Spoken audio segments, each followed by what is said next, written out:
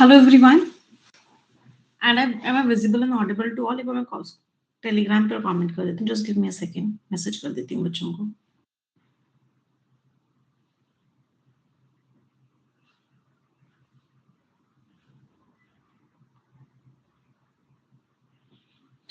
Okay. So let's get started. आज का session start करते हैं. सभी को विजिबल या ऑडिबल हूँ ना मैं एक बार बता देंगे सभी लोग कमेंट करके कि हाँ जी मैम आप विजिबल हो ऑडिबल हो. चलिए तो एक छोटी सी प्रेयर के साथ आज का सेशन स्टार्ट करेंगे. Dear God, dear universe, please help me stay focused. Please help me learn and understand better. Please help me stay away from all the distractions. Please help me maintain a very positive attitude. 30 seconds के लिए सभी लोग अपने मन में सोचेंगे जो आप जिंदगी में चाहते हैं. Please think about it for 30 seconds.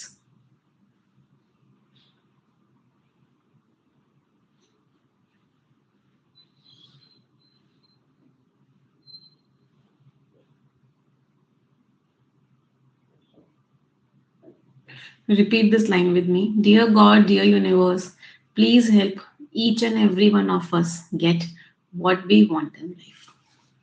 चलिए तो स्टार्ट करते हैं आज का सेशन. सबसे इंपॉर्टेंट चीज नरेशन में हम लोगों ने, आप सभी लोगों को याद होगा, हम लोगों ने असर्टिव सेंटेंसेस जो होते हैं, जो आपके मेन सेंटेंसेस होते हैं, उनका कन्वर्जन पढ़ा था. याद है हमने 4 चीजें पढ़ी थी. चेंज ऑफ प्रोनाउंस पढ़ा था, चेंज ऑफ टेंसेस पढ़ा था, चेंज ऑफ सर्टेन वर्ड्स पढ़ा था और चेंज ऑफ स्ट्रक्चर पढ़ा था.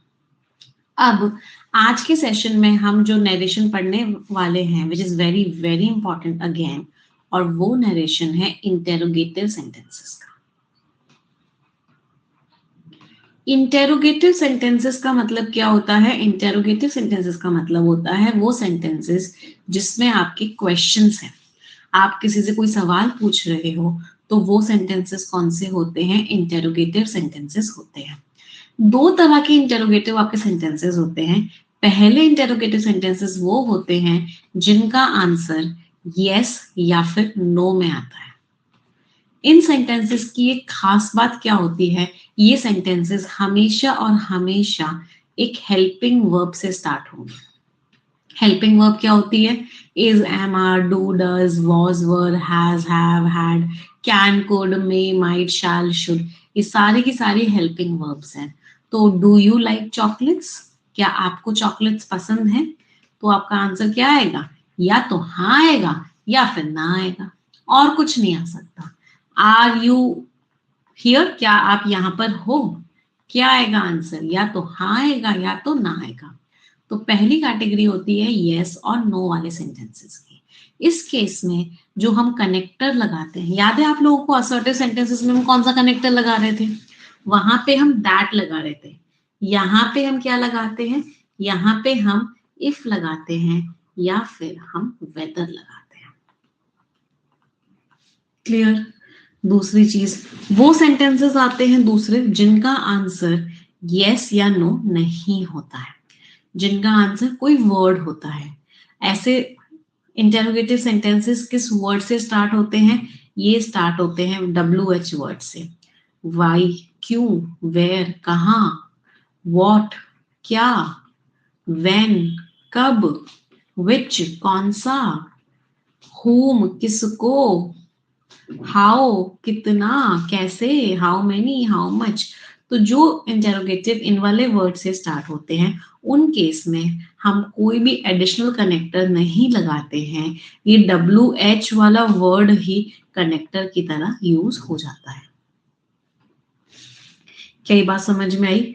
कौन कौन से कनेक्टर्स लगते हैं, कहाँ कहाँ कनेक्टर्स लगते हैं. अब एक बहुत ही इंपॉर्टेंट चीज जो मैंने 120 रूल्स ऑफ ग्रामर में भी बहुत बार पढ़ाई है और एरर रिडक्शन के मैक्सिमम क्वेश्चंस में कॉन्सेप्ट्स यूज होता है, इस बात को डबल स्टार मार्क करके अपनी कॉपीज में सभी लोग लिख लेंगे, that indirect speech is always a statement. Indirect speech क्या होती है? इनडायरेक्ट स्पीच हमेशा और हमेशा एक स्टेटमेंट होती है.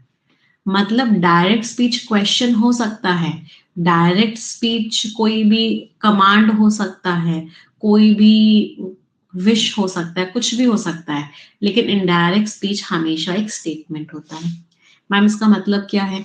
इसका मतलब बेटा ये है कि क्वेश्चन के केस में क्या होता है, क्वेश्चन और स्टेटमेंट में फर्क क्या होता है, कोई मुझे बता सकता है? क्वेश्चन क्या होता है, क्वेश्चन के केस में आपकी जो हेल्पिंग वर्ब होती है वो आपके सब्जेक्ट से पहले आती है, और क्वेश्चन के केस में क्वेश्चन मार्क लगता है। तो आर यू हियर, क्या आप यहां पर हो? तो ये क्या है, एक क्वेश्चन है। क्यों? एक चीज तो यहाँ पे क्वेश्चन मार्क लगा है, और दूसरी चीज कि ये जो हेल्पिंग वर्ब है ये आपके सब्जेक्ट से पहले आई है। एक स्टेटमेंट मैंने लिखा, स्टेटमेंट में मैंने लिखा हाँ जी मैं यहां हूं, या तुम यहां हो, यू आर हियर, तुम यहां हो। तो अगर आप देख पा रहे हैं एक डिफरेंस तो है, यहाँ पे फुल स्टॉप लगा है, और दूसरी चीज क्या है, सब्जेक्ट पहले आया है और उसके बाद उसकी हेल्पिंग वर्ब आई है।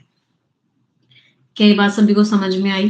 क्वेश्चन और स्टेटमेंट में क्या डिफरेंस है ये सभी को क्लियर है? अब क्वेश्चन और स्टेटमेंट का डिफरेंस अगर क्लियर है तो भले ही डायरेक्ट स्पीच कोई क्वेश्चन हो, डायरेक्ट स्पीच कुछ भी हो सकता है, डायरेक्ट स्पीच कुछ भी हो सकता है, लेकिन इनडायरेक्ट स्पीच हमेशा और हमेशा एक स्टेटमेंट ही होगा, ये कुछ और नहीं हो सकता।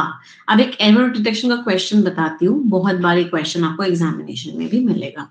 मैंने एक सेंटेंस लिखा, the teacher asked me why am I here।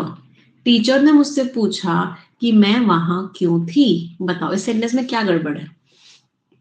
The teacher asked me why am I hear, या चलो इसको वॉज कर देते हैं, या व्हाई वॉज आई देयर, मैं वहां क्यों थी। अब इस सेंटेंस में गड़बड़ ये है कि अगर आप देख पा रहे होंगे यहाँ पे कोई कॉमा, कोई इन्वर्टेड कॉमा नहीं है, इसका मतलब ये क्या है, इनडायरेक्ट स्पीच है। और अभी अभी मैंने आपको बताया कि इनडायरेक्ट स्पीच के केस में सब्जेक्ट पहले आता है, उसकी हेल्पिंग वर्ब बाद में आती है। तो यहाँ पे क्या आएगा, वाई वॉज आई देयर नहीं आएगा, वाई आई वॉज देयर, और क्वेश्चन मार्क नहीं आएगा, क्या आएगा, फुल स्टॉप आएगा। तो इनडायरेक्ट स्पीच हमेशा और हमेशा एक स्टेटमेंट होता है। कोई परेशानी किसी को भी किसी प्रकार की? कुछ एग्जाम्पल से समझते हैं, है ना, तब और क्लियर होगा, अभी इतना क्लियर नहीं हुआ होगा। कुछ एग्जाम्पल्स देखते हैं और फिर समझते हैं। मैंने एक सेंटेंस लिखा, she said to me do you like chocolates. उसने मुझको बोला क्या तुम्हें चॉकलेट्स पसंद हैं। चलो अब इसको कन्वर्ट करते हैं इनडायरेक्ट स्पीच में। सबसे पहली चीज क्या होती है, सेड टू किस में हो जाता है, आस्क्ड में हो जाता है। और भी वर्ड्स हो सकते हैं, इंटेरोगेटेड भी हो सकता है, इंक्वायर्ड भी हो सकता है, ऐसा कोई फिक्स्ड रूल नहीं है कि आस्क्ड ही होगा। तो शी आस्क्ड मी, टोल्ड नहीं हो सकता, टोल्ड का मतलब बताना होता है, वो पूछ रही है। चलो अब डू यू लाइक चॉकलेट्स, हाँ या ना में आंसर आएगा। अभी मैंने बताया जब भी हाँ या ना में आंसर आता है हम इफ लगाते हैं या वेदर लगाते हैं, तो या तो इफ लगा दो या फिर वेदर लगा दो। शी आस्क्ड मी इफ या फिर वेदर। अब इसका टेंस देखो, टेंस कौन सा है, सिंपल प्रेजेंट। पिछले पार्ट में रूल्स क्या पढ़े थे, सिंपल प्रेजेंट किसमें कन्वर्ट होता है, सिंपल प्रेजेंट सिंपल पास्ट में कन्वर्ट होता है। सिंपल पास्ट में क्या लगाते हैं, वर्ब की सेकेंड फॉर्म लगाते हैं। तो she asked me if I liked chocolates, उसने मुझसे पूछा अगर मुझे चॉकलेट्स पसंद थी तो। समझ में आया कैसा किया? बाकी सारे कॉन्सेप्ट सेम थे, चेंज ऑफ प्रोनाउन वाला कॉन्सेप्ट सेम था, चेंज ऑफ टेंस वाला कॉन्सेप्ट सेम था, सिर्फ दो ही कॉन्सेप्ट थे जो चेंज हुए थे। एक ये कनेक्टर वाला कॉन्सेप्ट चेंज हुआ था, और एक ये क्वेश्चन स्टेटमेंट बन जाता है, ये वाला कॉन्सेप्ट चेंज। चलो मैंने आपको एक और क्वेश्चन दिया, मुझे बताना इसका इनडायरेक्ट स्पीच क्या होगा। She said to me why do you like chocolates।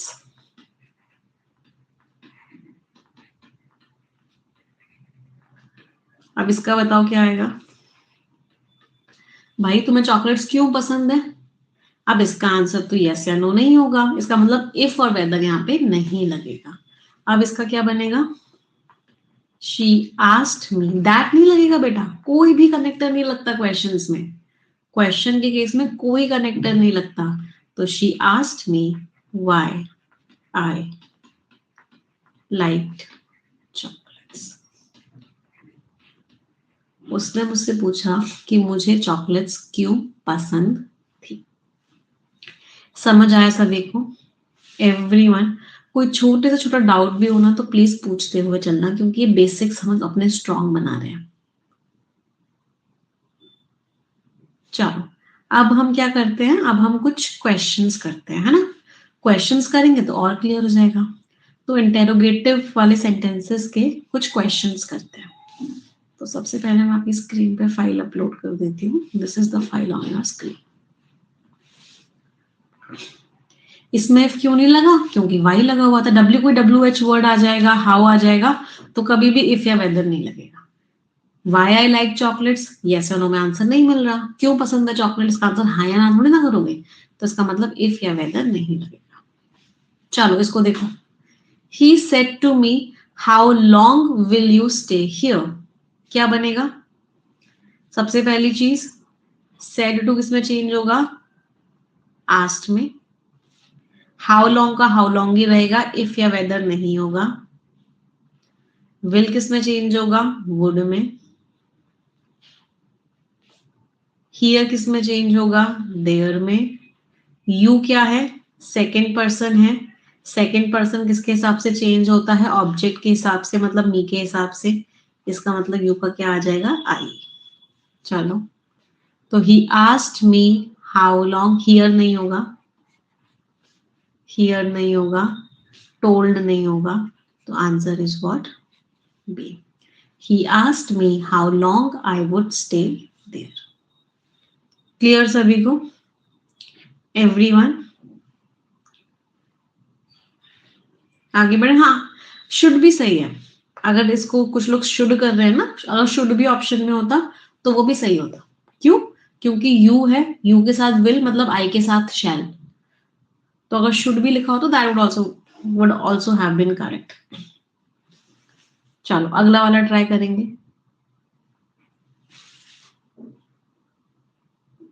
अब आपको क्या करना है, 4 सेंटेंसेस दिए हुए हैं, इनको कन्वर्ट करना है। ये सारे इनडायरेक्ट हैं, आप उल्टा करना है, इस इनडायरेक्ट को डायरेक्ट बनाना है। ट्राई करें, 2 साथ में ट्राई करेंगे, फिर 2 करने के लिए मैं आपको टाइम लूंगी। करें, थोड़ा सा डिफिकल्ट लगेगा बट फोकस बनाओगे तो इजी हो जाएगा। The teacher told the student, क्या करूं इसका? टीचर ने बच्चे को बताया है। पहले तो मुझे बताओ ये कोई क्वेश्चन होगा या स्टेटमेंट होगा?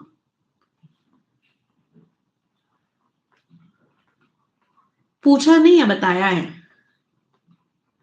तो the teacher said to the student,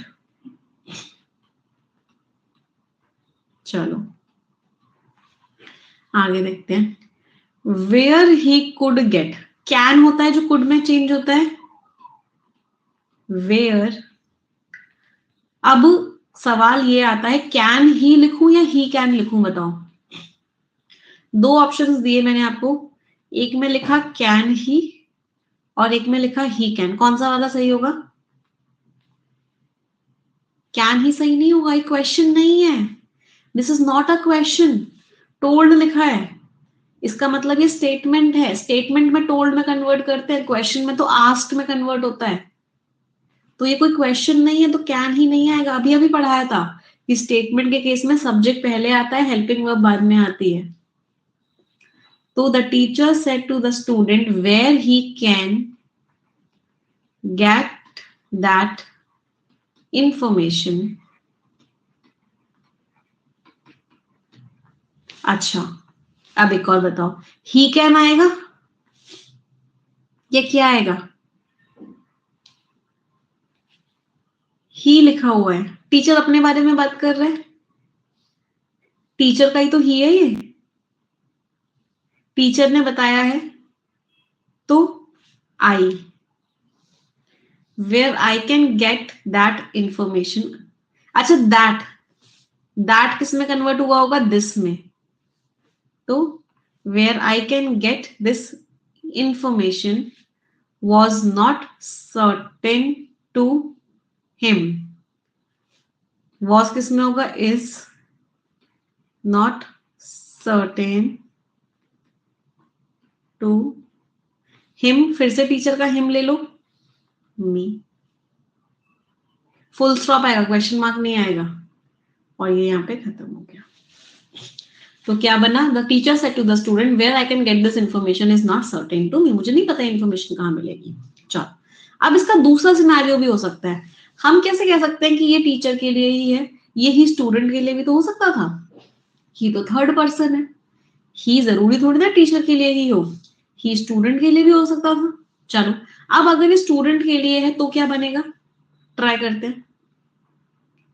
the teacher said to the student. Teacher ने स्टूडेंट को क्या बोला? वेयर, क्या बनाऊं? The teacher said to the student where you can get this information. तुम्हें ये इंफॉर्मेशन कहां मिलेगी? मुझे नहीं पता। Is not certain to me. तो टीचर ने बच्चे को बोला कि तुम्हें ये इंफॉर्मेशन कहां मिलेगी? मुझे नहीं पता है। तो यहां पे हमने क्या किया? ये वाला ही स्टूडेंट का बना दिया और ये वाला ही टीचर का बना दिया।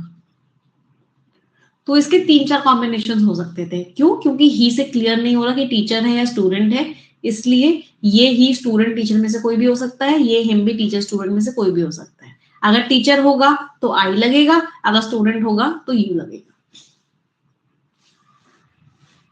कोई परेशानी किसी को भी? हाँ, डिफिकल्ट हो गया, थोड़ा सा डिफिकल्ट हो गया।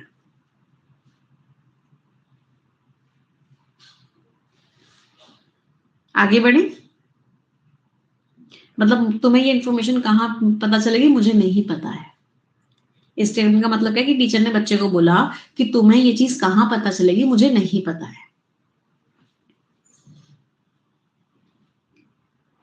चलो अगला ट्राई करते हैं। The mother told the daughter. अच्छा, फिर से दैट लगा हुआ है, बताओ स्टेटमेंट बनेगा या क्वेश्चन बनेगा? दैट लगा हुआ है, स्टेटमेंट बनेगा या क्वेश्चन बनेगा? क्वेश्चन बनेगा। चलो ट्राई करते हैं। द मदर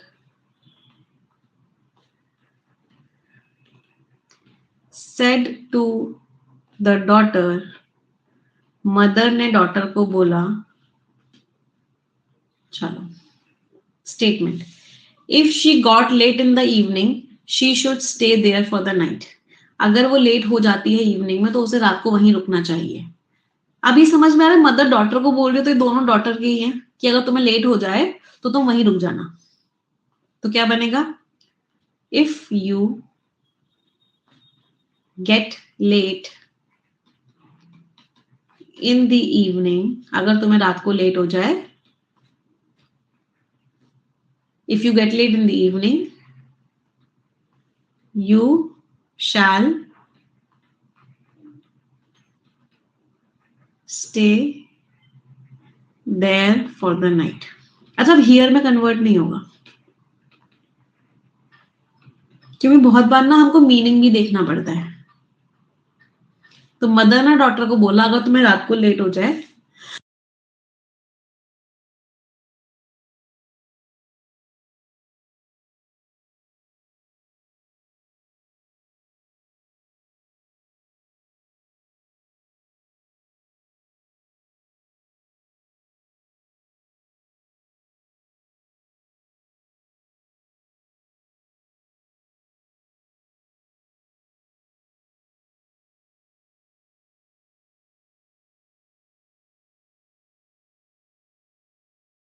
हाँ जी, मदर ने डॉटर को क्या बोला? If you get late in the morning you shall stay there for the night. तुम्हें वहीं रुकना चाहिए। चलो अब अब थोड़ा सा ना बहुत बार मीनिंग भी समझना पड़ता है। पहले तो मुझे ये बताओ, क्या ये बात सभी को समझ में आ रही थी मैंने शैल क्यों किया? क्योंकि मदर डॉटर को ऑर्डर दे रही है कि तुम्हें ऐसा करना चाहिए। तो जब भी कोई चीज किसी के लिए कंपलसरी बनाते हैं तो सेकेंड और थर्ड पर्सन के साथ शैल लगाते हैं। जब भी कोई चीज किसी के लिए कंपलसरी बनाते हैं कि ये तुम्हारे ऊपर कंपल्शन है, तो तुम्हें शैल, हम लोग क्या लगाते हैं? शैल लगाते हैं। इसलिए हमने यहाँ पे शैल लगाया। चलो दूसरी बात, हमने यहाँ पे देयर को हियर क्यों नहीं किया? देयर को हियर क्यों नहीं किया? रीजन क्या है? रीजन ये है क्योंकि मदर कहीं और की ही बात कर रही है, अपने यहाँ की बात नहीं कर रही। मदर डॉटर को बोल रही है तुम वहां जा तो रही हो, लेकिन अगर तुम्हें वहां पे रात को लेट हो जाए तो वहीं रुक जाना। तो बात हियर की नहीं हो रही, बात देयर की ही हो रही है। क्यों? मैंने आपको क्या बताया था? डायरेक्ट से इनडायरेक्ट में अगर कन्वर्ट करते हैं तो अगर हियर लिखा होता है तो देयर में कन्वर्ट हो जाता है, लेकिन अगर देयर लिखा होगा तो वो किसी में कन्वर्ट थोड़ी ना होता है, देयर भी देयर ही रहता है। अगर दिस लिखा होता है तो वो दैट में कन्वर्ट हो जाता है, अगर दैट लिखा होता है तो दैट भी दैट ही रहता है। अगर दीज होता है तो वो दोज में कन्वर्ट हो जाता है, लेकिन व्हाट इफ अगर यहाँ पे दोज ही लिखा हो, अगर यहाँ पे दोज ही लिखा हो तो वो दोज ही रहता है। तो अगर हियर होगा तो देयर में होगा, लेकिन अगर देयर ऑलरेडी हो तो देयर का देयर ही रहेगा। तो अगर यहाँ पे इनडायरेक्ट स्पीच में देयर लिखा हुआ है तो दो ऑप्शंस हैं, या तो वो हियर से कन्वर्ट होके आया होगा या फिर वो देयर पहले से ही होगा। क्या ये बात समझ में आ रही है सभी को? अगर यहाँ पे दैट लिखा हुआ है तो दो ऑप्शंस हो सकते हैं, या तो वो दिस से कन्वर्ट होके आया होगा या फिर पहले से ही दैट होगा। तो बहुत बार सेंटेंस का मीनिंग भी समझना पड़ता है। अगली बात, एक बच्चे का डाउट है मैम यहाँ पे आपने आई क्यों नहीं किया? तो मदर डॉटर को बोलेगी अगर मैं इवनिंग में रुक जाऊं, लेट हो जाती हूँ तो मुझे वहीं रुकना चाहिए। मदर डॉटर को बोल रही है कि बेटा अगर तुम लेट हो जाओगी तो तुम्हें वहीं रुकना चाहिए। मदर डॉटर को बोल रही है तो डॉटर को लेके बात कर रही होगी। तो जब आप किसी सामने वाले से बात कर रहे हो तो आप आई थोड़ी ना लगाओगे उसको लेके, आप तो यू लगाओगे ना। चलो दूसरी बात समझ लेते हैं। डॉटर, डॉटर के हिसाब से चेंज हुआ है, तो ऑब्जेक्ट के हिसाब से कब चेंज होता है? जब यहाँ पे सेकंड पर्सन होता है। सब्जेक्ट के हिसाब से बात होती है तो फर्स्ट पर्सन होता है, ऑब्जेक्ट के हिसाब से बात होती है तो सेकंड पर्सन होता है। अभी बहुत कंफ्यूजिंग लगेगा क्योंकि इसमें सिर्फ डायरेक्ट इनडायरेक्ट के रूल्स नहीं लग रहे, इसमें बहुत सारा दिमाग भी लग रहा है। चलो, अब कुछ बच्चों का डाउट क्या आया कि मैम इफ कनेक्टर क्यों लगाया? इफ कनेक्टर तो क्वेश्चन में लगाते हैं, क्यों इफ कंडीशनल सेंटेंस में नहीं लगता क्या? बिल्कुल लगता है इफ कंडीशनल सेंटेंस में। तो यहाँ पे कोई क्वेश्चन वाला इफ नहीं है, ये इफ कंडीशनल सेंटेंस वाला इफ है, क्योंकि ये कंडीशन है, ये कंडीशन का है। चलो अगला वाला ट्राई करो। अब मुझे बताओ ये क्वेश्चन बनेगा या स्टेटमेंट बनेगा? ये क्वेश्चन बनेगा या स्टेटमेंट बनेगा? दैट तो यहाँ पे है नहीं, यहाँ पे तो सीधा वाई है, इसका मतलब इसका डायरेक्ट स्पीच क्या बनेगा? क्वेश्चन बनेगा। चलो इसको ट्राई करो। She asked her friend, said to भी लिख सकते हो, आस्क डायरेक्टली भी लिख सकते हो, वाई हैव यू। अब देखो मैंने सब हेल्पिंग वर्ब पहले लगा दी, सब्जेक्ट बाद में लगाया, क्यों? क्योंकि क्वेश्चन था। Why have you not gone to see your brother yesterday?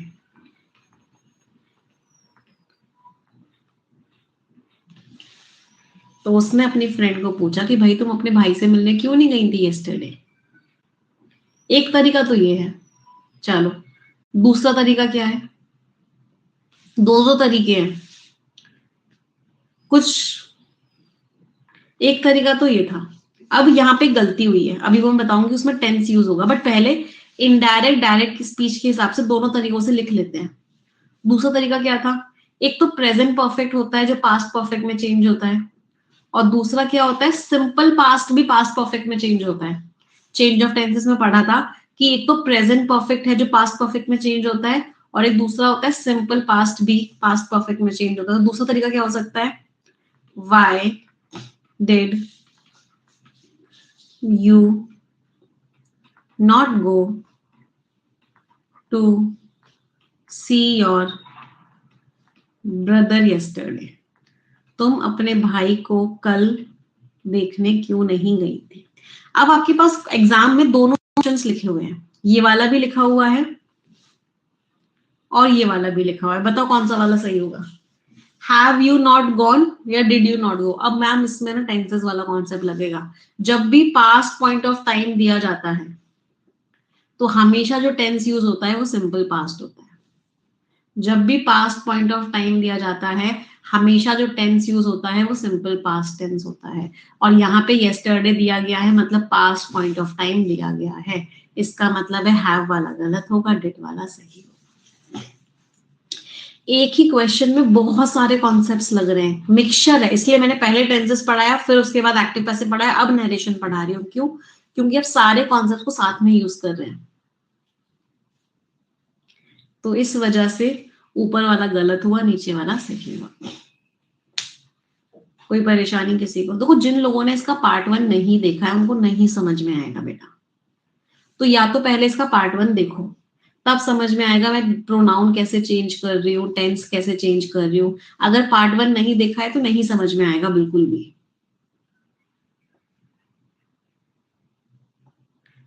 है ना। तो मेक श्योर करो पार्ट 1 देखने के बाद ही पार्ट 2 देखो। अच्छा, अब कुछ और चीजें देखते हैं। शी जो है अपनी फ्रेंड को बोल रही है कि तुम क्यों नहीं गई थी, तो क्या समझ में आ रहा है मैंने यहाँ पे यू और योर क्यों नहीं क्यों किया। वो अपनी फ्रेंड को बोल रही है कि तुम क्यों नहीं गई थी अपने भाई को देखने, तुम क्यों नहीं गई थी अपने भाई को देखने, तो तुम यू, तुम्हारा भाई, योर ब्रदर। इसको ऐसे भी समझ सकते थे कि शी और हर आया है, फ्रेंड के लिए यूज हुआ है, इसका मतलब क्या है, ऑब्जेक्ट के हिसाब से चेंज हुआ है। ऑब्जेक्ट के हिसाब से कौन चेंज होता है, सेकंड पर्सन चेंज होता है। सेकंड पर्सन का मतलब क्या है, यू आएगा और योर आएगा।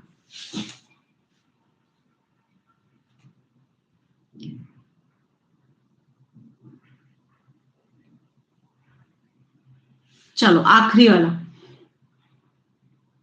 अभी आखिरी वाला पहले एक बार ऑप्टेटिव सेंटेंसेस पढ़ लेंगे तब करेंगे। एक बार फिर से समझाऊं क्या, अगर नहीं समझ आया तो एक बार फिर से समझाऊं और अच्छे से क्लियर हो जाएगा। चलो, सबसे पहली चीज, अब कॉन्सेप्ट को पॉइंट करते हुए समझा रही हूं। यहाँ पे दैट लिखा हुआ था, यहाँ पे दैट लिखा हुआ था, इसका मतलब ये दोनों के दोनों स्टेटमेंट्स थे, इनका जो डायरेक्ट स्पीच बनेगा वो स्टेटमेंट बनेगा। यहाँ पे दैट नहीं था, यहाँ पे WH वाला था, इसका मतलब इसका जो डायरेक्ट स्पीच बनेगा वो क्वेश्चन बनेगा। पहला कॉन्सेप्ट था ये। दूसरा कॉन्सेप्ट, ये कुड था तो कैन होगा जो कुड में चेंज हुआ होगा, ये वॉज था तो इसका मतलब इज हुआ होगा जो वॉज में चेंज हुआ होगा। सेकंड कॉन्सेप्ट ये। गॉट था, इसका मतलब गेट होगा जो गॉट में चेंज हुआ होगा। शुड था, इसका मतलब शैल होगा या विल होगा जो शुड में चेंज हुआ होगा। दूसरा कॉन्सेप्ट था ये। तीसरा कॉन्सेप्ट, टीचर ने बच्चे को बोला, तो टीचर बच्चे को क्या बोलेगा, टीचर ने बच्चे को बोला कि तुम्हें ये इंफॉर्मेशन कहाँ से मिलेगी, मुझे ये बात नहीं पता है। तो ये जो ही है ये स्टूडेंट के लिए है कि तुम्हें ये इंफॉर्मेशन कहाँ से पता चलेगी, ये बात मुझे नहीं पता है, और ये जो हिम है ये टीचर के लिए है।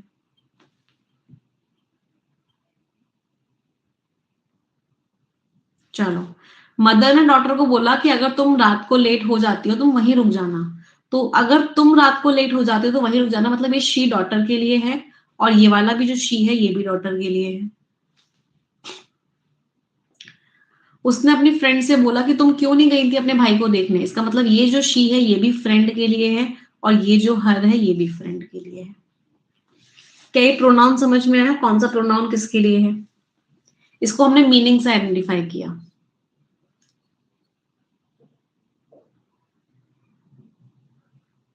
चलो अब चेंज करने की कोशिश करते हैं। सबसे पहले फर्स्ट वाले को चेंज करते हैं। The teacher told the student, मतलब the teacher said to the student where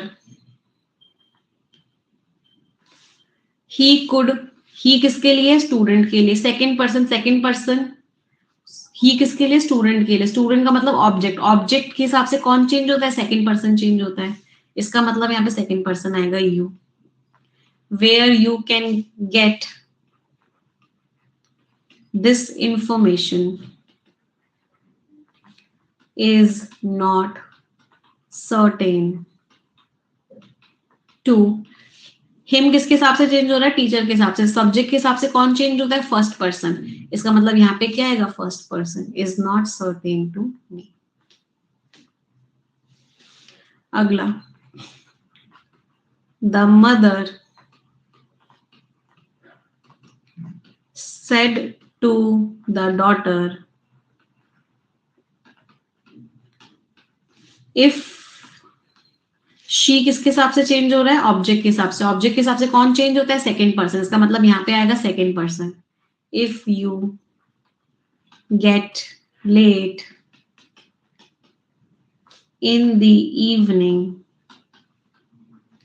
you, she किसके हिसाब से हो रहा है, डॉटर के हिसाब से। डॉटर के हिसाब से, ऑब्जेक्ट के हिसाब से कौन चेंज होता है, सेकंड पर्सन, मतलब सेकंड पर्सन आएगा।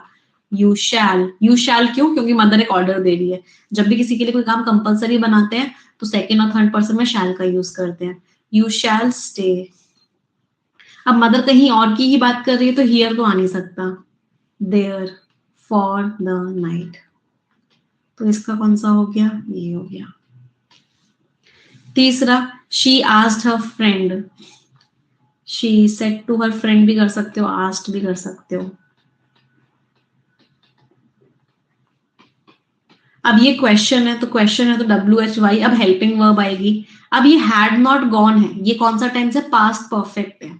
तो जब हमने चेंज ऑफ टेंसेस पढ़े थे, दो टेंसेस थे जो पास्ट परफेक्ट में चेंज हो रहे थे, या तो प्रेजेंट परफेक्ट है जो पास्ट परफेक्ट में चेंज होता है, या फिर सिंपल पास्ट है जो पास्ट परफेक्ट में चेंज होता है। अब हमने यहाँ पे देखा, हमें यहाँ पे previous past point of time दिया हुआ है।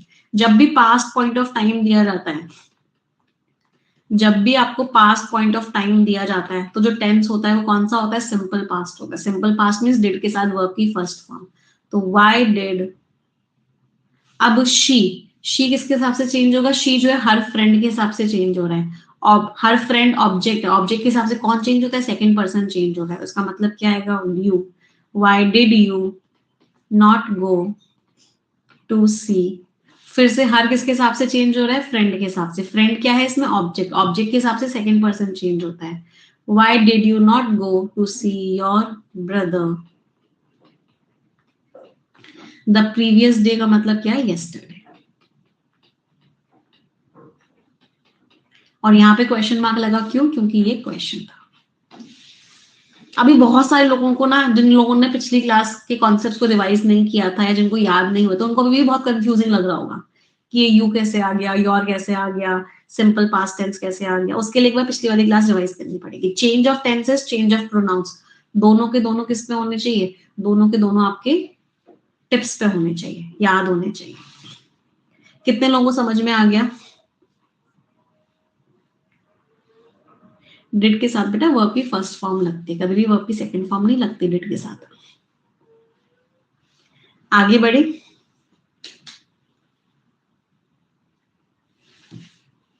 चलो फोर्थ वाला तब बताऊंगी जब अभी ऑप्टेटिव सेंटेंसेस पढ़ा लूंगी। पढ़ा ही देती हूँ इनफैक्ट ऑप्टेटिव सेंटेंसेस, बट उससे पहले कुछ क्वेश्चंस और कर लो। चलो, ये सबसे डिफिकल्ट पार्ट था इस पूरे नरेशन का, सबसे डिफिकल्ट पार्ट था। अब तो इजी बचा है, अगर ये समझ में आ गया तो सबसे डिफिकल्ट पार्ट ओवर हो गया।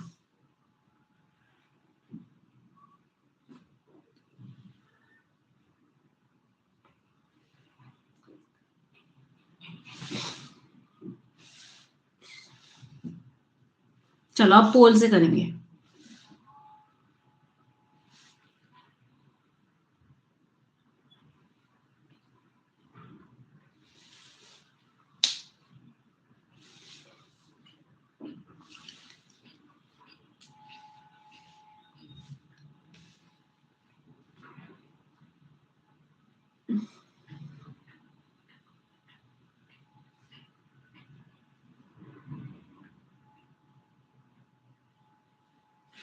इतने सारे लोगों ने घोटाला कर दिया, क्यों किया ये पाप? क्वेश्चन है बेटा, तो दैट तो लगेगा ही नहीं। क्वेश्चन के केस में दैट कनेक्टर तो लगता ही नहीं है। ये इज था तो इज तो वॉज में कन्वर्ट हो जाता है, तो ये भी एलिमिनेट हो गया। तो answer is D. She asked if the secretary was coming to the meeting. चलो नेक्स्ट।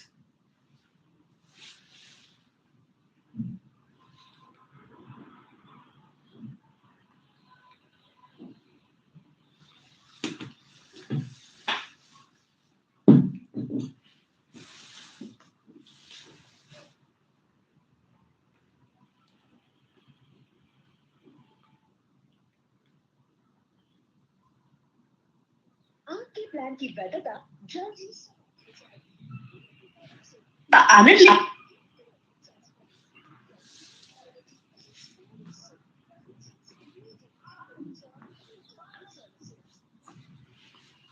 हाँ जी। John said to me where have you been last night. सबसे पहले तो मुझे बताओ, सभी पापियों से बात करनी है मुझे। क्या पापियों से बात करनी है? ये क्यों किया? Had I been. क्या हेल्पिंग वर्ब सब्जेक्ट से पहले आती है स्टेटमेंट में? अभी हमने पढ़ा था इनडायरेक्ट स्पीच हमेशा एक स्टेटमेंट होता है। इसका मतलब क्या होता है? इसका मतलब होता है कि सब्जेक्ट पहले आता है, हेल्पिंग वर्ब बाद में आती है। इसका मतलब हैड आई नहीं होगा, क्या होगा? आई हैड होगा। रॉन्ग स्लाइड क्यों दिख रही है आप लोगों को? स्लाइड रॉन्ग दिख रही है? एक बार रिफ्रेश करो, मैं भी। अब ठीक दिख रही है? तो हैड आई नहीं होगा, आई हैड होगा। इनडायरेक्ट स्पीच हमेशा एक स्टेटमेंट होता है, फुल स्टॉप लगा होता है ना, तो इसका मतलब क्या है? सब्जेक्ट पहले आता है, हेल्पिंग वर्ब बाद में आती है।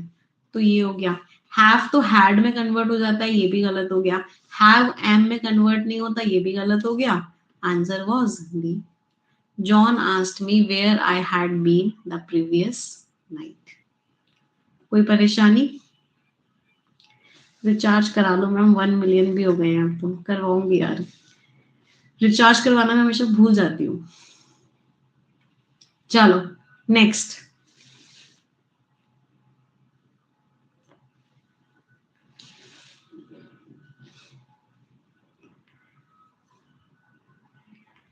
अगला आंसर बताएंगे।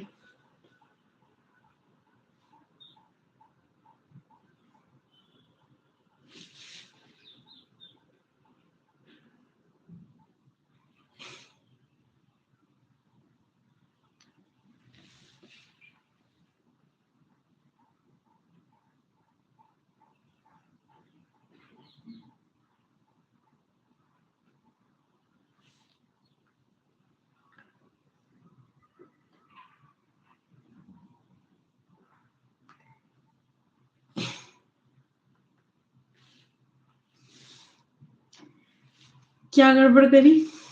सबसे पहले तो, क्या तुम कभी ऐसे इंसान की सुनोगे?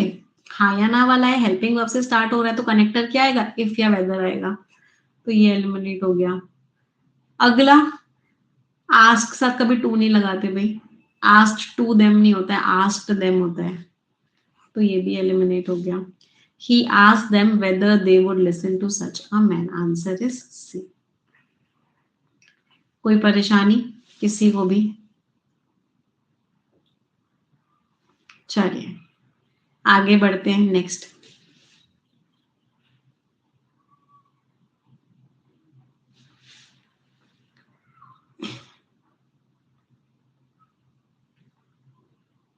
इफ भी लगा दो, वेदर भी लगा दो, कोई भी लगा सकते हो बेटा, दोनों सही होते हैं। मैं जरा पानी लेके आई।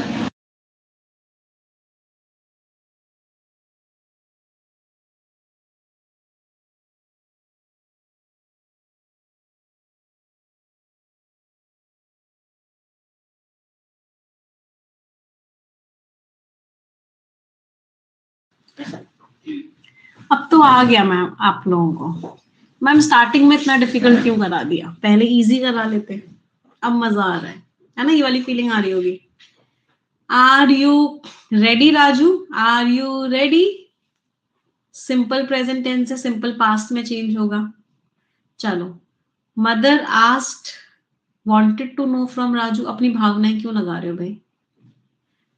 Are is am are was verb में होता है, वुड कहां से आ गया?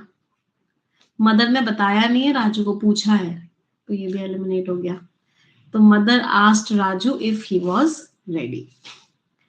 चलो नेक्स्ट। बाला की मम्मी कह रही है बाला दरवाजा बंद करोगे या?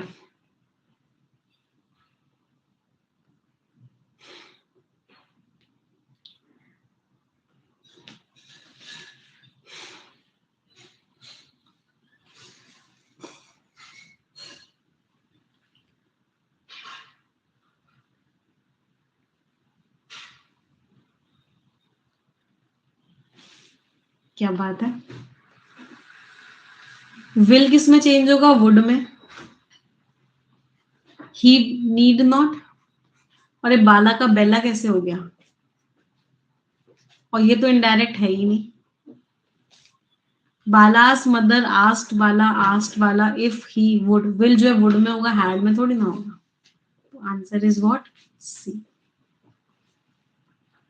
चलो नेक्स्ट। अब उल्टा करना है, ये थोड़ा सा डिफिकल्ट लग सकता है। इनडायरेक्ट दिया हुआ डायरेक्ट में कन्वर्ट करना है।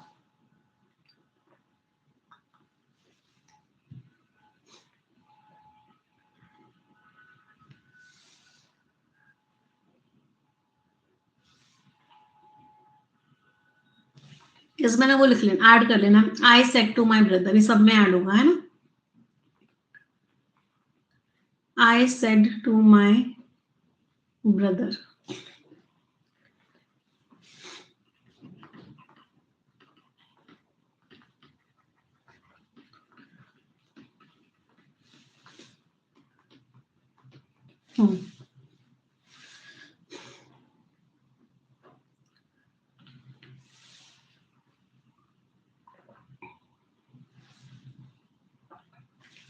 दिक्कतें ज्यादा हो रही है ना ऐप में।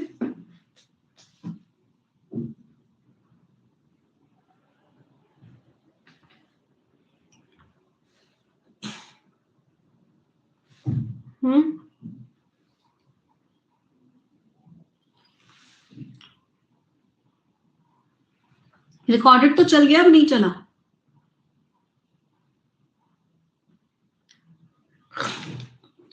रिकॉर्डेड तो चल गई ना। कल काफी सारे बच्चों का मेल भी आ गया था कि हम रिकॉर्डेड चल रहा है अच्छे से। जिनका नहीं चला एक बार ऐप को अनइंस्टॉल करके इंस्टॉल करके देख लेना, चल जाएगा।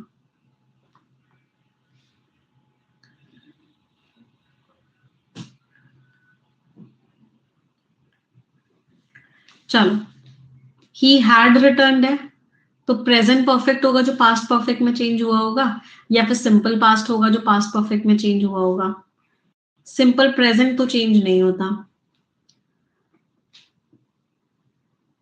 ये भी हो सकता है, ये भी हो सकता है। हैव के साथ वर्ब की थर्ड फॉर्म आएगी, ये नहीं हो सकता।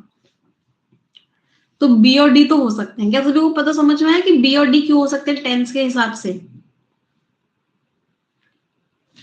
अभी मैं सिर्फ टेंस के हिसाब से बात कर रही हूँ। क्यों हो सकते हैं याद करो, चेंज ऑफ टेंसेस वाली टेबल को, चेंज ऑफ टेंसेस वाली टेबल को याद करो।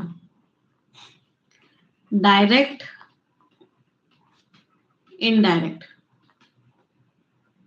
एक तो प्रेजेंट परफेक्ट टेंस होता है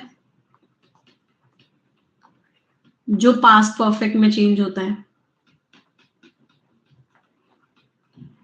एक तो है सिंपल पास्ट टेंस भी पास्ट परफेक्ट में चेंज होता है।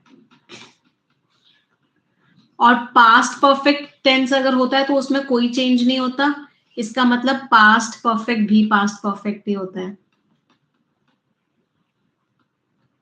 तो इनडायरेक्ट में पास्ट परफेक्ट आने के 3 ऑप्शंस हैं, या तो यहां से आया होगा, या यहां से आया होगा, या यहां से आया होगा। क्या ये बात सभी को क्लियर है? या तो यहां से पास्ट परफेक्ट में बदल के आया होगा, या फिर यहां से पास्ट परफेक्ट में बदल के आया होगा, या फिर यहां से पास्ट परफेक्ट में आया होगा। चलो, तो टेंस तो दोनों का सही है। Had you return the money to my friend, मेरे फ्रेंड हो, मेरा फ्रेंड कैसे आ गया भाई? मेरे भाई का फ्रेंड है। हिज फ्रेंड, किसका फ्रेंड है? भाई का फ्रेंड है भाई। If he had return the money to his friend, तो इस माई की वजह से गलत हुआ, ये टेंस की वजह से गलत नहीं हुआ था, माई की वजह से गलत हुआ था। यहाँ पे क्या है, your friend. Have you return the money to your friend, तुमने पैसा अपने दोस्त को वापस कर दिया, ऐसा मैंने अपने भाई को बोला। तो आंसर वाज डी। क्लियर? जो बच्चे कह रहे हैं रिकॉर्डेड क्लासेस नहीं चल रही या प्रॉब्लम्स हो रही हैं, बहुत कुछ प्रॉब्लम्स रिजॉल्व हो गई हैं, और बहुत सारी प्रॉब्लम्स रिजॉल्व हो जाएंगी मंडे ट्यूसडे तक। हाँ, मंडे ट्यूसडे तक मैक्सिमम प्रॉब्लम्स रिजॉल्व हो जाएंगी। आशीष सर और अंकुश सर जब तक आएंगे तब तक एकदम स्मूथ हो जाएंगी सारी चीजें। स्क्रीन का साइज एकदम ठीक हो जाएगा, आपके पास डाउनलोड वाला ऑप्शन आ जाएगा, जिससे आप क्लास को डाउनलोड कर सकते हो और कभी भी देख सकते हो। और भी कुछ नई नई फंक्शनैलिटीज ऐड हो जाएंगी। Ashish sir, Ankush sir, most probably 95% chances probability के साथ आशीष सर की क्लासेस 4th से स्टार्ट हो जाएंगी।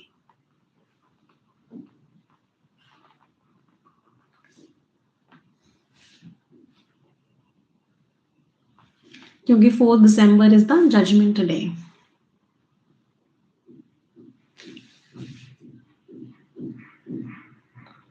अंकुश सर की अभी डेट ही नहीं आई है।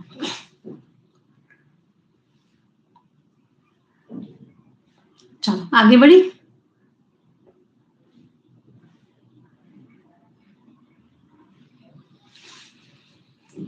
नेक्स्ट पे आते हैं। तो अभी हमने क्या पढ़ा? अभी हमने पढ़ा इंटेरोगेटिव सेंटेंसेस का कन्वर्जन। अब हम आगे आ जाते हैं।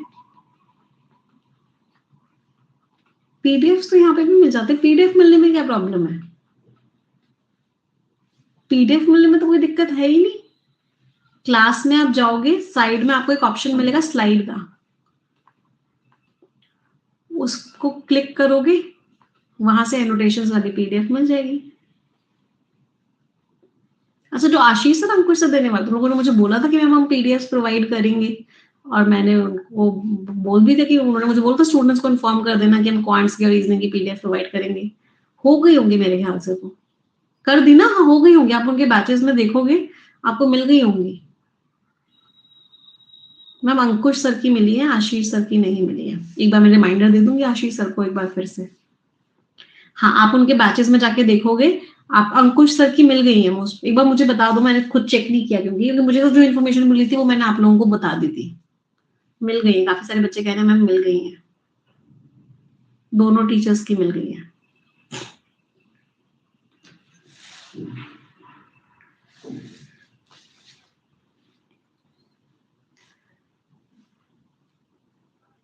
चलो आ जाते हैं इंपेरेटिव सेंटेंसेस की बात करता हूँ। जिन लोगों को नहीं मिली है, एक बार मैं आपको टीम को बोल के पूरा बनवा दूंगी, कहाँ एग्जैक्टली कहाँ जाके मिलेंगी, मुझे भी नहीं बता दी कहाँ जाके मिलेंगी, कहाँ टीचर्स ने अपलोड किए, किस बैच में अपलोड किए, मुझे नहीं आइडिया है।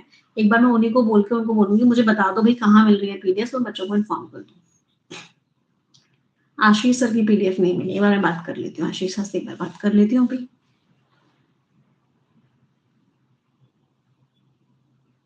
जहाँ क्लास होती है वहीं मिली है। चलो आ जाए, पढ़ ले नरेशन। हाँ, अभी के लिए तो मैं सिर्फ मैसेंजर बनी हुई हूँ। क्या दिन आ गए, है ना।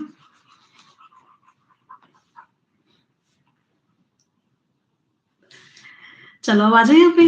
ओके, सो अब इम्पेरेटिव सेंटेंसेस की बात करते हैं। तो बेसिकली हमारे 4 तरह के इम्पेरेटिव सेंटेंसेस होते हैं। सबसे पहला ऑप्टेटिव सेंटेंसेस, दूसरा डिस्ट्रैक्शन हो गया क्लास में। हाँ, 4 तरह के इम्पेरेटिव सेंटेंसेस होते हैं। पहला रिक्वेस्ट, दूसरा ऑर्डर, तीसरा advice and fourth is proposal. Imperative पढ़ लो, इसके 2-3 क्वेश्चंस कर लो, फिर ऑप्टेटिव और एक्सक्लेमेटरी अगली क्लास में करेंगे, बट इसको कर लो प्लीज। रिक्वेस्ट का मतलब क्या है? Please give me a pen, मुझे एक पेन दे दो भाई। ऑर्डर क्या है? गिव मी अ पेन, मुझे पेन दो। एडवाइस क्या है?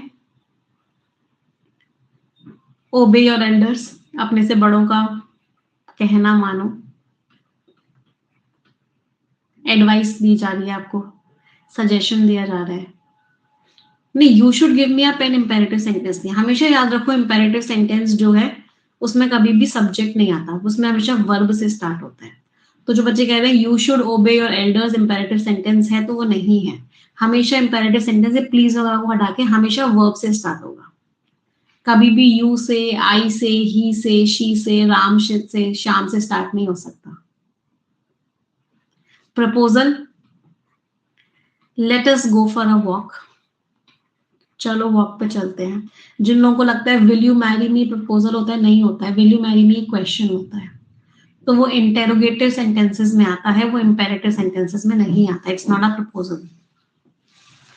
Let's get married, this is a proposal, चलो शादी करते हैं,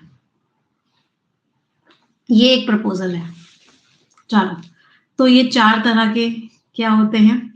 ये 4 तरह के इंपेरेटिव सेंटेंसेस होते हैं। चलो, हम स्टेटमेंट्स में कनेक्टर कौन सा लगा रहे थे? हम स्टेटमेंट में कनेक्टर लगा रहे थे दैट। क्वेश्चंस में कनेक्टर क्या लगा रहे थे? या तो वहां पे इफ और वेदर लगा रहे थे, या फिर वहां पे कोई भी कनेक्टर नहीं लगा रहे थे जब WH वाले वर्ड्स थे। यहाँ पे क्या कनेक्टर लगाते हैं? यहाँ पे जो कनेक्टर लगाते हैं वो होता है टू, TO2। कोई परेशानी किसी को? तो ये तो बहुत इजी हो गया, इसमें तो सब्जेक्ट भी नहीं होता, तो नाउन प्रोनाउन भी चेंज नहीं करना पड़ेगा ज्यादा। तो अगर मैंने एक सेंटेंस दिया आपको, मुझे इसका कन्वर्जन बताना क्या होगा। 1 मिनट।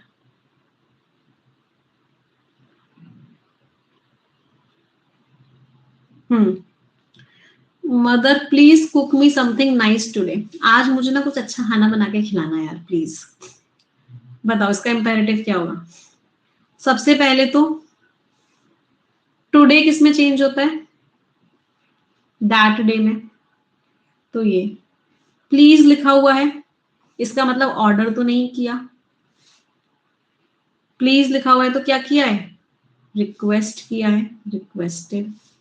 आस्क्ड, इफ तो लगाते ही नहीं है इसमें कनेक्टर, तो क्या बना? She requested her mother to cook her something nice that day. उसने अपनी मदर को रिक्वेस्ट किया कि वो उसे कुछ अच्छा सा बना के खिलाए उस दिन। कोई परेशानी? अच्छा, ये मी कैसे चेंज हुआ? मी क्या था? फर्स्ट पर्सन था। फर्स्ट पर्सन किसके हिसाब से चेंज होता है? सब्जेक्ट के हिसाब से। Subject means she. तो समझ में आया कुक मी का कुक हर क्यों हो गया? एवरीवन। और अपनी मम्मी को बोल रही है तो इसलिए हर मदर आ गया। चलो अगले वाले को ट्राई करते हैं। The king said to his man do not be afraid of the enemy. Enemy से डरने की जरूरत नहीं है, उनको बहुत ब्रेवली फेस करो।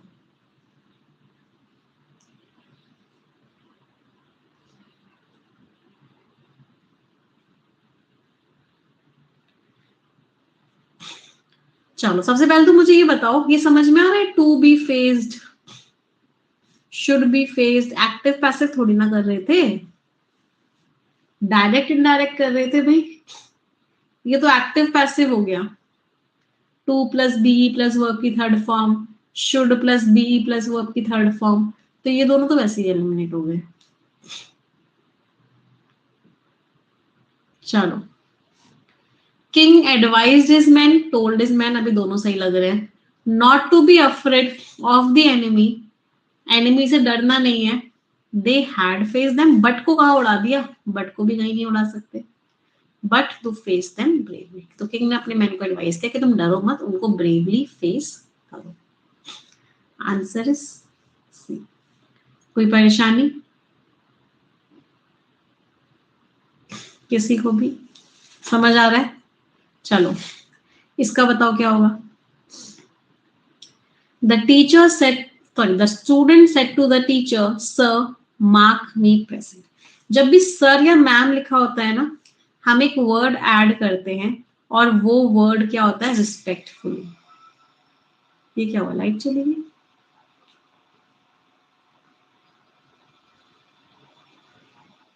एक सेकंड हो गया।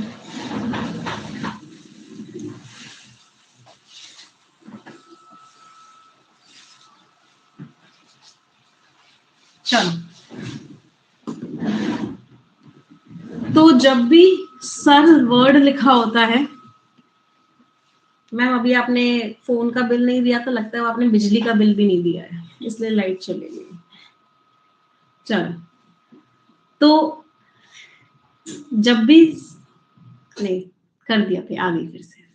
जब भी सर लिखा होता है, वर्ड क्या यूज करते हैं, सर या मैम लिखा होता है रिस्पेक्टफुल। चलो, अब इसको कन्वर्ट करते हैं। The student respectfully asked the teacher, teacher को उसने बोला, या फिर रिक्वेस्टेड भी कर सकते, requested the teacher to mark, requested भी कर सकते हो, रिस्पेक्टफुली रिक्वेस्टेड द टीचर। अब बताओ कौन सा प्रोनाउन लगाऊं, मी। मी का मतलब है फर्स्ट पर्सन, फर्स्ट पर्सन किसके हिसाब से चेंज होगा, स्टूडेंट के हिसाब से। स्टूडेंट हिम भी हो सकता है, हर भी हो सकता है, आपको कैसे पता स्टूडेंट लड़का ही है, लड़की भी हो सकता है। तो टू मार्क हिम और हर प्रेजेंट। तो कहना है इससे इंपेरेटिव सेंटेंस वालों को सबसे इजी है, कुछ नहीं करना, कोई टेंस वेंस चेंज नहीं करना, टेंस इसमें चेंज होता ही नहीं है, no change of tenses. Pronoun भी बहुत कम चेंज होते हैं, एक या दो प्रोनाउन ही होते हैं वो चेंज हो जाते हैं, एक बस कनेक्टर लग जाता है टू, रिक्वेस्ट होता है तो रिक्वेस्टेड लग जाता है, ऑर्डर होता है तो ऑर्डर्ड लग जाता है, प्रपोजल होता है तो प्रपोज लग जाता है। तो imperative sentence is very easy. कोई परेशानी किसी को भी?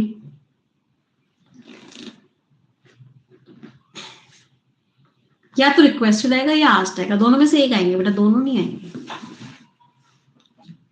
मजा आया आज के सेशन में? वैसे ग्रामर पढ़ने में, समझने में एक इंटरेस्ट तो डेवलप होता है इंग्लिश को लेके। कितने लोगों के अंदर वो ग्रामर को लेके इंटरेस्ट डेवलप हुआ है? तो वो रटना नहीं है हमें कुछ भी ना, कि ये ऐसे, तो हर चीज के पीछे का लॉजिक भी समझना है। चीजों के पीछे का लॉजिक समझेंगे ना, तभी ग्रामर में कमांड बना पाएंगे, क्योंकि कोई फिक्स रूल नहीं होता। अब जो मैंने आपको, ये तो चलो मैंने आपको इजी वाले क्वेश्चंस कराए थे, जो मैंने आपको स्टार्टिंग में क्वेश्चंस कराए थे, वहां पे समझ में आ रहा था कि रूल वर्क नहीं करते। ये जो मैंने आपको स्टार्टिंग वाले क्वेश्चंस कराए थे, रूल्स वर्क नहीं करते। बहुत बार हमें सेंटेंस का मीनिंग समझ के आइडेंटिफाई करना होता है कि क्या लगेगा। फॉर एग्जाम्पल, यहाँ हमें सेंटेंस का मीनिंग समझना पड़ा था कि ये जो ही है ये स्टूडेंट के लिए है और ये जो हिम है ये टीचर के लिए है। यहाँ हमें मीनिंग समझ के आइडेंटिफाई करना पड़ रहा था कि ये हियर से देयर कन्वर्ट होके नहीं आया, ये देयर का देयर ही था। तो हमेशा हमें जिस चीज पे वर्क करना है वो है अंडरस्टैंडिंग स्किल्स। अंडरस्टैंडिंग स्किल्स पे सबसे ज्यादा वर्क करना है। अंडरस्टैंडिंग अच्छी होगी तो ग्रामर तो अपने आप अच्छी हो जाएगी। यस, चलो तो आज का सेशन हम यहीं एंड करते हैं। अब हम मिलेंगे 11 बजे एडिटोरियल के सेशन में। और इस बार एडिटोरियल ना इस हफ्ते थोड़ा सा एडिटोरियल में ना टाइमिंग्स में गड़बड़ रही, घोटाला रहा। आई अपोलोजाइज फॉर दैट। बट हुआ क्या था ना, हमारे घर पे रिश्तेदार आए हुए। अब उनको सुबह सुबह उठा के बोलना कि भाई स्टूडियो से बाहर हो जाओ, क्लास लेंगे, वो थोड़ा सा अजीब हो जाता है। तो आज फाइनली सारे रिश्तेदार चले जाएंगे, तो आपकी मंडे से क्लासेस 7 बजे ही स्टार्ट हो जाएंगी। हाँ, तो 7 AM ही क्लासेस स्टार्ट हो जाएंगी मंडे से। आज और 11 बजे क्लास है, उसके बाद एडिटोरियल हम 7 AM ही करेंगे। नहीं, मैं खुश, हाँ खुशी हो रही हूँ, जा रहे हैं तो भाई। क्यों खुश हो रही हूँ? क्योंकि आप फोकस नहीं कर पाते काम पे ना, इतनी सारी चीजें होती हैं करने के लिए कि आपका जो मेन काम है उस पर थोड़ा सा फोकस बिगड़ जाता है, आप कितना भी कोशिश कर लो।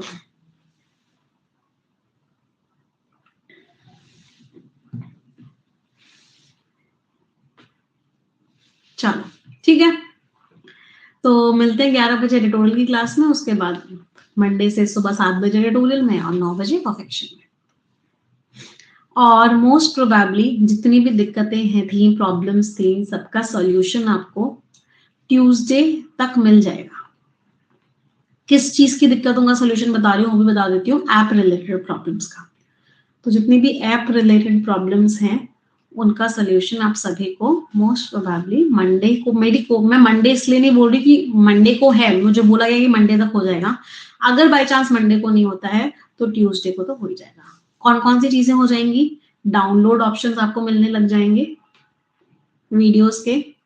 स्क्रीन वाला जो इश्यू है, जो बच्चों को स्क्रीन छोटी लग रही है उनको स्क्रीन में थोड़ा सा साइज इंक्रीज होके मिल जाएगा। और जिन बच्चों के फोन्स में रिकॉर्डिंग्स नहीं चल रही हैं, वैसे तो मैक्सिमम बच्चों के फोन में चल गई है, जिनके में नहीं चल रही है वो इशू भी रिजॉल्व हो जाएगा। ठीक है, चलो मिलते हैं आगे की क्लासेस में। Thank you everyone.